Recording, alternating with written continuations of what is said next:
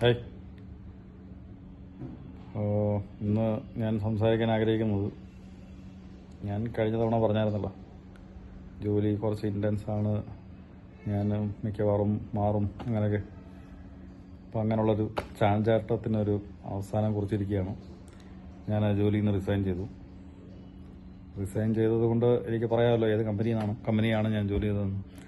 ഞാൻ നിന്നിരുന്നത് HCLലാണ്. ഇപ്പോഴും അത്. അപ്പോൾ റിസൈൻ ചെയ്തത് കൊണ്ട് ഇപ്പോൾ ഇവിടെ 3 മാസമാണ് നോട്ടീസ് പീരീഡ്. ടുവേർഡ്സ് സെപ്റ്റംബർ എൻഡാണ് ഞാൻ എക്സിറ്റ് ആവേണ്ടത്. അതിൻ്റെ എനിക്കുള്ള കൺഫ്യൂഷൻ എന്താണെന്ന് പറഞ്ഞു കഴിഞ്ഞാൽ, എനിക്ക് ഇപ്പോൾ ക്ലയൻറ്റിന് വേണമെങ്കിൽ അവർക്ക് അവരുടെ ലൊക്കേഷനിൽ എൻ്റെ നോട്ടീസ് പീരീഡ് എൻഡാവുന്നവരെ വേണേൽ അവർക്ക് ക്ലയൻറ്റ് ലൊക്കേഷനിൽ തന്നെ അവർക്ക് എന്നെ നിർത്താം. ഇല്ലാന്നുണ്ടെങ്കിൽ അവർക്ക് HCLലേക്ക് എന്നെ പറഞ്ഞയക്കാം. ഞാൻ തിരിച്ച് പോവുകയാണെന്നുണ്ടെങ്കിൽ HCLലേക്ക്, അവിടെ ഞാൻ നേരെ ബെഞ്ചിലേക്കായിരിക്കും പോകുന്നത്. ബെഞ്ചിൽ അങ്ങനെ അധികം നാൾ അവരവിടെ നിർത്തില്ല, ഇമ്മീഡിയറ്റ് ആയിട്ട് റിലീവ് ചെയ്യും. ജോലി വിടാനുള്ള കാരണം ജോലിയുടെ സാഹചര്യമല്ല. സത്യം പറഞ്ഞാൽ ഞാൻ പറഞ്ഞിരുന്ന ഒരു ജോലി ഇൻറ്റൻസ് ആണ്, പക്ഷേ അവിടെ പഠിക്കാൻ കുറേ ഉണ്ട്. ഞാൻ എന്നെ പോലുള്ള ഒരാൾക്ക് പല പുതുമയുള്ള കാര്യങ്ങളും അവിടെ ഞാൻ ചെയ്തിരുന്നു. അപ്പോൾ പഠിക്കാൻ കുറേ ഉണ്ട്. പക്ഷേ എന്തുകൊണ്ട് 2 മാസം കൊണ്ട് വിടുന്നു എന്ന് ചോദിച്ചു കഴിഞ്ഞാൽ, എൻ്റെ മനസ്സിൽ കുറച്ച് പ്ലാൻസ് ഉണ്ട്. എനിക്ക് ചില സാഹചര്യങ്ങൾ അങ്ങനെ മാറി മറിഞ്ഞ് വന്നു. അതുകൊണ്ടാണ് വിടേണ്ടി വന്നതും അല്ല, വിട്ടത്. അപ്പോൾ HCLനെ കുറിച്ച് പറയുകയാണെന്നുണ്ടെങ്കിൽ വളരെ നല്ലൊരു കമ്പനിയാണ്. എൻ്റെ ജീവിതത്തിൽ ഈ ഒരു പ്രായത്തിൽ കിട്ടാവുന്നതിൽ വെച്ച് നല്ലൊരു ജോലിയായിരുന്നു. ഇനീഷ്യലി 1 വർഷത്തോളം ഞാൻ കഷ്ടപ്പെട്ടു.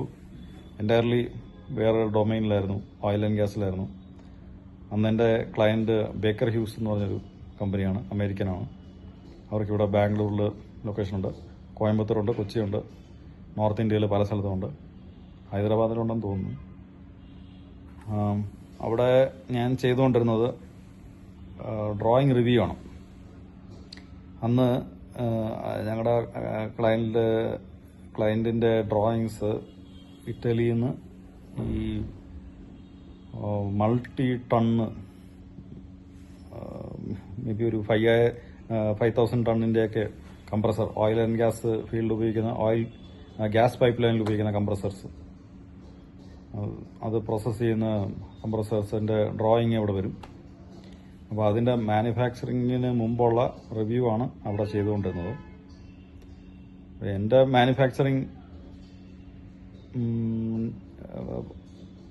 മാനുഫാക്ചറിങ്ങിൻ്റെ എക്സ്പീരിയൻസ് വെച്ച് എന്നാൽ കഴിയുന്ന രീതിയിൽ ഞാൻ പെർഫോം ചെയ്യാൻ നോക്കി. പക്ഷേ അവിടെ അവരുടെ ക്ലയൻറ്റിൻ്റെ അവർക്ക് ചില കൺസ്ട്രെയിൻസ് ഉണ്ട്.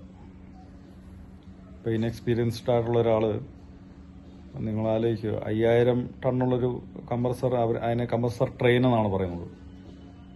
അതിനകത്ത് സ്കിഡ്, കംപ്രസർ, അതിൻ്റെ ഓക്സിലറീസ് കാണും. അത് മേ ബി എല്ലാം കൂടെ ആയി വരുമ്പോൾ അതിൽ കൂടുതൽ വെയിറ്റ് ആവും. മേ ബി ഒരു കപ്പലിൻ്റെ അത്രയോ അതിന് കൂടുതലോ വെയിറ്റ് ഉണ്ടാവും ഈ ഒരു കംപ്രസർ ട്രെയിൻ. അവിടെ അങ്ങനത്തെ ഒരു വലിയ ഒരു എക്യുപ്മെൻറ്റിൻ്റെ ഡിസൈൻ ചെയ്തിട്ട് എന്തെങ്കിലും ഒരു ചെറിയ ഫ്ലോ ഉണ്ടെന്നുണ്ടെങ്കിൽ മേ ബി ആ കംപ്ലീറ്റ് ട്രെയിൻ റിജക്ഷൻ ആയേക്കും. അപ്പോൾ അങ്ങനെയുള്ളത് കൊണ്ട് അവർക്ക് ഇൻഎക്സ്പീരിയൻസ്ഡ് ആയിട്ടുള്ള ആളെ വെക്കുന്നതിൽ അവർക്ക് ഇത്തിരി ബുദ്ധിമുട്ടുണ്ട്. അപ്പോൾ ട്രെയിനിങ്ങിനായിട്ട് കുറച്ച് സമയം അവിടെ എനിക്ക് സഫീഷ്യൻറ്റ് ടൈം കിട്ടി കേട്ടോ. ഞാൻ ദോഷമൊന്നും പറയില്ല. എൻ്റെ മാനേജർമാർ അവരെനിക്ക് ആവശ്യത്തിന് സമയം തന്നു. ഞാൻ കയറി 1 മാസം കഴിഞ്ഞ് എൻ്റെ ഒരു മണ്ടത്തരം കൊണ്ട് ചെറിയൊരു റോഡ് ആക്സിഡൻ്റായിട്ട് എൻ്റെ വലത്തെ കാലിൻ്റെ ആ എൻഡ് ചെറിയൊരു ഫ്രാക്ചർ ഉണ്ടായിരുന്നു. അപ്പം ഓൾമോസ്റ്റ് 1.5 മാസം എനിക്ക് ഓഫീസിലേക്ക് പോകാൻ പറ്റിയില്ല.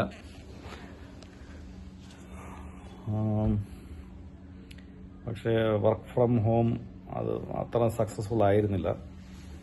പിന്നെ എൻ്റെ മെൻറ്റർ ഒരു ഒരിത്തിരി എന്താ പറയുന്നത്, അയാൾ പ്രോപ്പറായിട്ട് ട്രെയിൻ ചെയ്യുന്നില്ലായിരുന്നു. മേ ബി ഞാനും ഓപ്പൺ അപ്പ് ആവുന്നില്ലായിരുന്നു. ഞാനും വേറൊരു വർക്ക് കൾച്ചറിൽ നിന്ന് വന്ന് എനിക്കും അവിടെ അഡ്ജസ്റ്റ് ആകാൻ ബുദ്ധിമുട്ടുണ്ടായിരുന്നിരിക്കാം. ഞാനും അങ്ങനെ അത്ര കണ്ട് എന്തോ മേ ബി ഞാൻ അവരുമായിട്ട് അങ്ങനെ അധികം പൊരുത്തപ്പെടാൻ പറ്റിയില്ല. അവരെന്നെ ഡിസംബറിൽ അവിടുന്ന് ബെഞ്ചിലേക്ക് അയച്ചു. 2 മാസത്തോളം ഞാൻ ബെഞ്ചിലായിരുന്നു.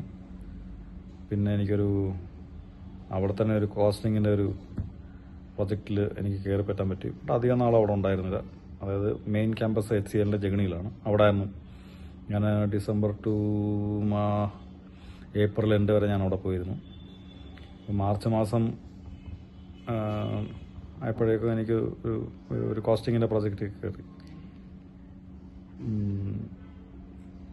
ഒരു ക്ലയൻറ്റ്, അതായത് ഒരു ക്ലയൻറ്റ് ഇൻ്റർവ്യൂ വന്നു, അറ്റൻഡ് ചെയ്തു.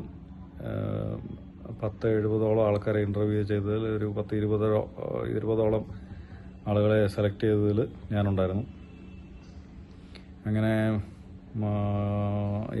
മെയ് മാസം 4-ാം തീയതി ക്ലയൻറ്റ് ലൊക്കേഷനിലേക്ക് പോന്നു.